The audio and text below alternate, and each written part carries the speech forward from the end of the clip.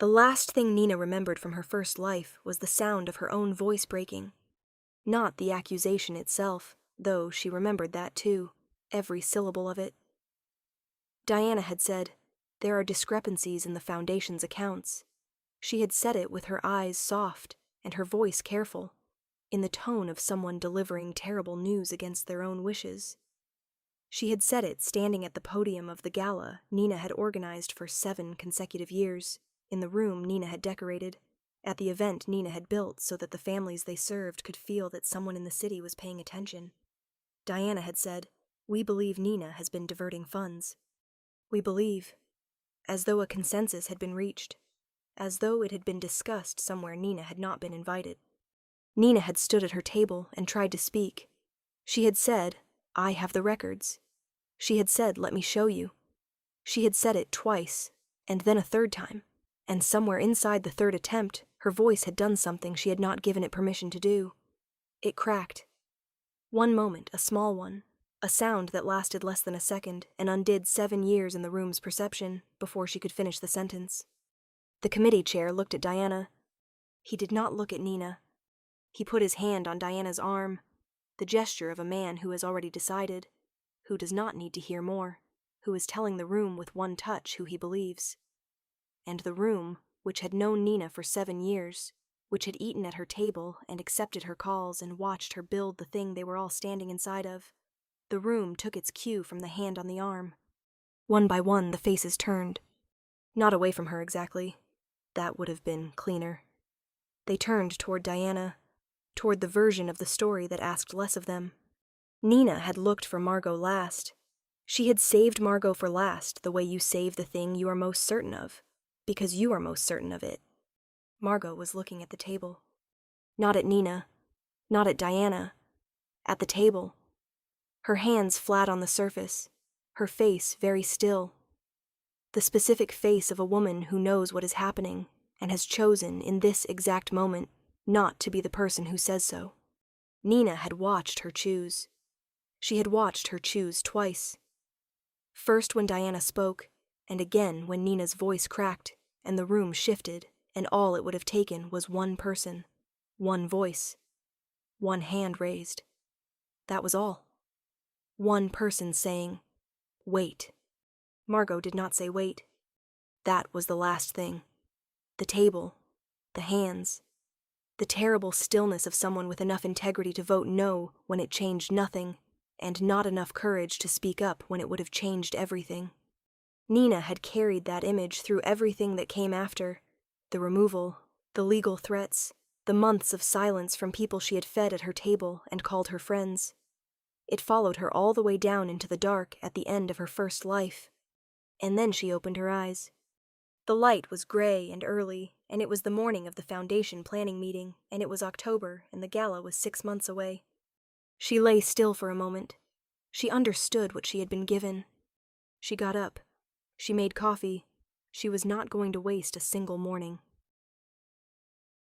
The Mallory Foundation had been Nina's idea in the way that a lot of things were Nina's idea, quietly, over a long lunch, in a restaurant Diana had chosen and then named as the founding story ever after. Nina had written the original grant framework. Nina had built the allocations committee and the vendor review process, and the audit structure. Nina had been the one for 7 years who had sat across from families and told them what money was coming and when, the ones in temporary housing, the ones in the gap between crisis and stability, the ones who needed enough to get to the next thing. She knew their names. She kept the photographs. Diana had raised the money. Diana had a gift for rooms, for making wealthy people feel chosen rather than solicited. She could take a person who had come intending to write a small check and leave them writing a large one before the salads arrived. That was real. That had always been real. Nina had never been jealous of it. What Diana had done with the money after it arrived, that was the part Nina had only understood in the last weeks of her first life. The loss had not come all at once. It had come the way those losses always come, gradually, and in the specific cruelty of warmth in public and distance in private. Phone calls returned 2 days late, then not returned. Group messages she found herself excluded from. The dinner she had learned about on Monday that had apparently happened on Saturday. Not coldness, something worse. The performance of continuing friendship by people who had already quietly ended it. She had watched her world go small, friend by friend, and Diana had not done it with a speech or a proclamation. She had done it the way she did everything, in rooms, in conversations, in the small, quiet seedings of doubt that nobody can trace because they come disguised as concern. Nina had gone to the gala in her first life still hoping.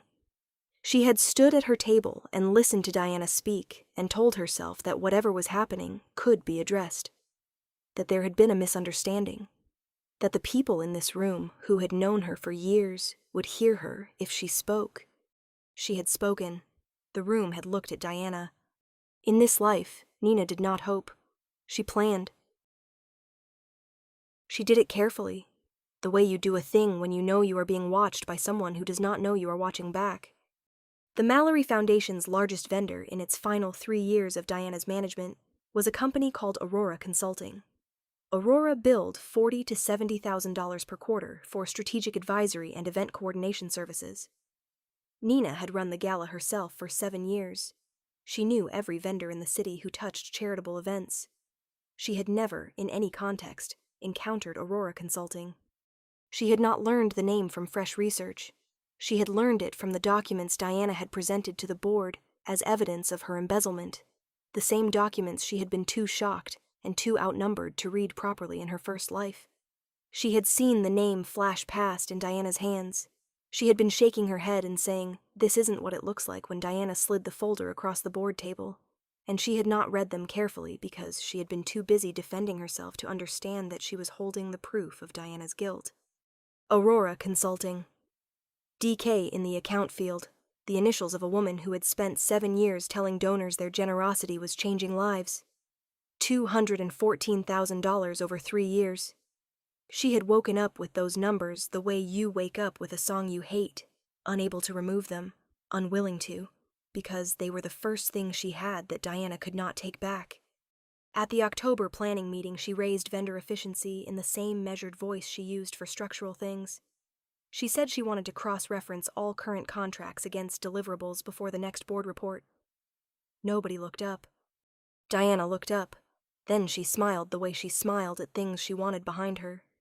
That sounds like excellent governance. We should always be tightening the process. Then she looked away. That night, Nina drove to the foundation office with a key she still held and copied 3 years of Aurora's invoices. She put them in a folder. She labeled it with the name of a restaurant she liked, so that if Diana ever found it, she would see nothing at all. Aurora Consulting had billed the foundation $214,000 over 3 years. Aurora Consulting had no registered address, no website, no staff directory, no presence in any database Nina could access. What it had were quarterly invoices bearing initials in the account field. DK. The initials of a woman who had spent 7 years telling donors their generosity was changing lives. Nina sat in the dark office and looked at the invoices and thought about the 44 families in the first year and the 112 in the last, and did not let herself feel what she was feeling yet. Feeling it would cost her time she did not have. Diana moved against her 6 weeks later, and Nina had expected it, had known from her first life that it was coming, only thought she had more time. The questions about vendors had apparently registered faster. Diana was quicker in this life because she had more reason to be. It was a board meeting, a routine agenda item that was not routine, a proposal to restructure the finance committee. The new structure did not include Nina. We feel this better positions the foundation for the next phase. No reflection on anyone's contribution. She sat at the long table and watched it happen and did not let her face change. She noted who looked at their phones during the vote. She noted who looked at Diana. She noted who looked at the table and not at her, which was its own kind of answer. The vote was 6-3, 3 abstentions. And Margot, in the chair across the table that she had always occupied, the chair Nina had sat beside for 19 of the last 22 years, voted no. 1 word. It changed nothing about the outcome. Nina heard it the way you hear a sound you had stopped expecting. After the meeting, Margot found her in the parking lot. I want you to know that wasn't about you. I know. She called 4 of them last week. I don't know what she said. You don't need to tell me. Margot was quiet for a moment. She was a woman who chose her words the way other people chose furniture, carefully, with an eye toward what would have to be lived with. Something's wrong. I've thought so since the spring. I didn't know what I was looking at. Nina looked at her. This was the moment she had prepared for. She had prepared it in the early mornings before the rest of the house woke, thinking about exactly this conversation, deciding what she was willing to say. She had decided to tell the truth. I know what Aurora Consulting is. The words sat in the cold air between them. Margot did not ask what Aurora Consulting was, which meant she had heard the name before, and had been wondering, and had not known who to wonder with. The weeks before the gala had a specific quality that Nina had not anticipated: the difficulty of continuing. Of attending the donor preview and laughing at the right moments and letting Diana accept the compliments that moved through the room like good weather, directed always toward Diana's end of the table. Nina had learned, in her first life, to disappear. She was still good at it. The difference was that now she knew she was choosing to. She watched Diana speak and tried to see it plainly: what Diana was and what she was not. Diana was genuinely gifted. Diana had raised money that had funded real things for real people, even as she had stolen from those people quietly on the side. That was the complexity that Nina had spent months deciding how to hold. Diana was not a monster. Monsters are easy. Diana was a woman who had told herself a story about what she deserved, and had helped herself to it, and had destroyed a friendship to keep it. Nina kept the folder in a drawer at home. She had stopped looking at it. She knew what was in it. She did not tell Margot everything. She told her enough. She said there was an audit discrepancy. She said she had documentation. She said she needed one thing. She needed Margot, who sat on the audit subcommittee, to ask for an independent review of the Aurora account at the gala, in front of the full board. The gala isn't an audit meeting. No, but it's where Diana will have everything she needs the board to believe. If you ask after, it will take 6 months and things can be moved. If you ask in front of them, they won't be. Margot turned her coffee cup in her hands. If I'm wrong about what I think is happening... You're not. You can't know that. Margot, I know. A long silence, the kind where someone is deciding who they are. What do you need, specifically? One question. At the right moment. There is a woman named Dr. Chen. She did our original audit in the early years. I've asked her to attend as a guest. If you call on her, she'll speak. If you don't, she'll stay quiet and go home, and this never happened. That's it. That's everything. I was quiet the last time. Margot was looking at the table, not at Nina. I had a folder on my desk, 3 months before the gala. I had noticed something in the billing, a vendor I didn't recognize, amounts that didn't match anything I could account for. I told myself I would look into it when there was time. There was a long pause. There was never time. And then it was the gala, and Diana was speaking, and I was sitting there thinking, I have a folder on my desk. I have had a folder on my desk for 3 months. And I did not stand up, because if I had stood up, I would have had to explain why I had not stood up earlier. And I was afraid of what that said about me. Margot's hands tightened around the coffee cup. You tried to speak. 3 times. I counted. Your voice broke on the 3rd, and I sat there with the name Aurora Consulting in a folder at home, and I watched your voice break, and I looked at the table. She finally looked up. I have thought about the table every day since. Nina looked at her for a long moment. She had prepared for this conversation, had run it through in the early mornings many times. She had prepared to be measured and careful, and to give nothing away. She had not prepared for how much smaller Margot looked than she remembered. I don't need you to forgive me. I need you to tell me what you need. Nina said there was nothing to forgive. She meant it, not because the hurt was gone, but because she had spent 6 months deciding that carrying it was a weight she was choosing to set down. Margot had been afraid, and fear makes cowards of good people. Nina had once stood in a different kind of crisis and made her own quiet choices and would not have wanted to be judged by them. What she was going to do was give Margot the chance to be someone different. Here is what Diana had never understood. In all the years she had run the rooms and raised the money and made the people feel chosen. The thing Nina had built, the audit structure, the grant allocations framework, the vendor review process, was not just administrative scaffolding. It was a record. 7 years of clean, cross-referenced records that showed exactly where every dollar had gone, what it had funded, which families had received it, and when. The Aurora invoices did not match anything in that record.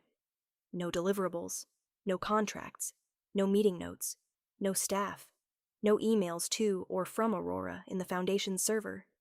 Only the money going out, and in the account tracing Nina had commissioned from a forensic accountant she had paid herself, the money arriving at a trust whose registered agent was a man who had been Diana's boyfriend in another decade and whose listed address was Diana's zip code. $214,000, over 3 years, from families who needed it.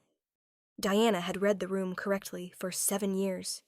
She had read the donors and the board and the committee and the quiet social architecture of the circle she had cultivated and maintained. She had read everyone in that structure with precision and care. The one thing she had not read was the paperwork. She had not read it because Nina had always handled the paperwork, and Diana had stopped thinking about what Nina handled. The Gala was everything Diana had always been able to make it. The room was full and warm, and the tables had the good flowers, and the light did what light does when someone has paid attention to it. Diana stood at the podium in a dress the color of deep water, and she spoke about the foundation the way only she could, not like a fundraiser, not like a charity director, but like a woman who had found her purpose and was genuinely grateful for it. She talked about a boy named Marcus, 9 years old, whose family the foundation had helped rehouse after a fire. She had visited them. She knew his name, and she said it, and when she said it, the room felt the weight of a specific child rather than the abstraction of need. She said that every dollar in the room was a version of that. A family, a name, a child with a place to sleep. The room was quiet with being moved. It was the specific quiet of people who have been reminded why they came. Nina stood at her table and listened and let herself hear it fully. The genuine warmth of what Diana could do in a room. She did not let contempt make her small. Diana had done real things here. Those things were also real. The folder in Nina's hands held something else that was real, and she did not need to erase one to hold the other. When Diana raised her glass and said, "This is why we are here," the room raised its glasses, and for a moment the whole evening gathered into itself. The flowers, the light, the name Marcus, 80 people who believed they were part of something good. Diana stepped back from the podium. The applause rose and fell. The room had that warm, open feeling of a thing well done. Nina waited until it had settled, until people had picked up their conversations and their wine, and the evening had exhaled. Then she picked up her glass. "I'd like to say something, if I may." The room stilled. Diana looked at her from across the tables. Her expression was perfectly composed and contained, somewhere underneath, a thing that was not. Diana is right. This is why we're here. For Marcus, and for the 111 other families we served last year, and for every year before. That work is real. I want to make sure it stays real. Her eyes found Diana for only a moment. Then she looked at Margot. "Before we close, Margot, the audit subcommittee has been reviewing vendor accounts ahead of the annual filing. I believe Dr. Chen is here tonight. Would this be a good moment to flag anything?" Margot said very quietly, "Yes," she said. "Dr. Chen, would you come forward?" At the back of the room, a small woman in a dark jacket came forward. She carried a single folder. She set it on the table nearest the board members and opened it to one page without flourish, without preamble, the way a person does a thing when they simply want it done. Diana did not move. She stood at the front of the room in the dress the color of deep water, and she looked at the folder on the table. And then she looked at Nina. And Nina looked back. The room did not yet understand what was happening. The room was still in the warmth of the boy named Marcus and the good flowers and the raised glasses. But Diana understood. Nina watched it arrive. Not the exposure, not the ruin that was about to begin. What Diana understood in that specific moment before anyone else caught up was that Nina had known. That the whole quiet year, the lunch conversations and the measured questions about vendor accounts and the small, careful, ordinary months had not been what it appeared. That she had sat across from Nina for 6 months, and Nina had smiled and agreed and said all the right things, and had known from the very first planning meeting, had always known. The gala Diana had built, the room Diana had filled, the speech about Marcus that had moved everyone in it, all of it had been, without Diana's knowledge, the stage for this. The moment lasted only a few seconds. Then Dr. Chen said one sentence about the Aurora account discrepancy. Then Margot asked one question.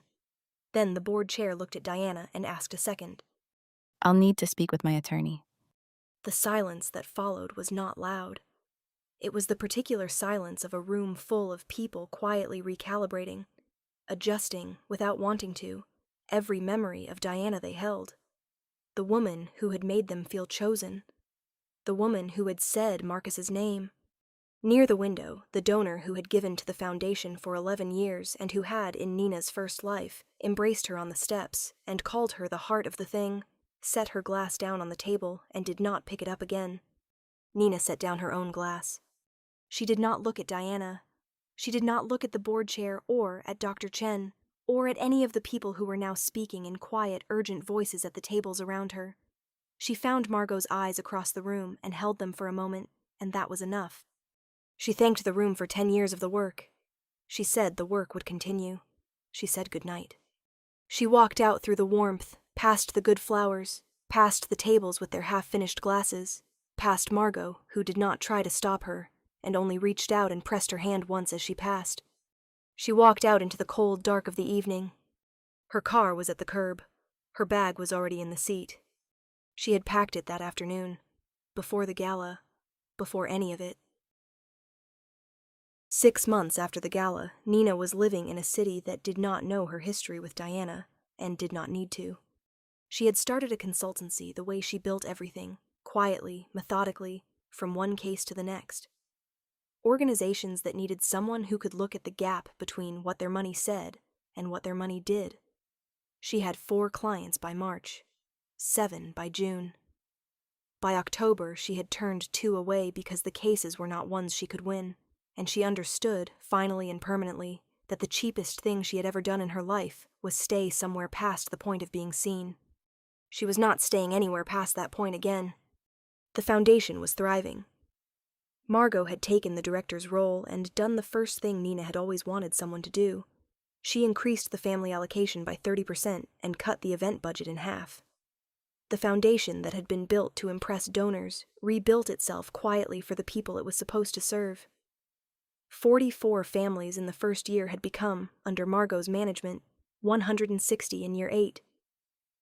Nina knew the number because Margot sent her updates, not out of obligation, but because Margot was the kind of woman who, once she understood what accountability looked like, could not stop practicing it. They had dinner when Nina was in the city.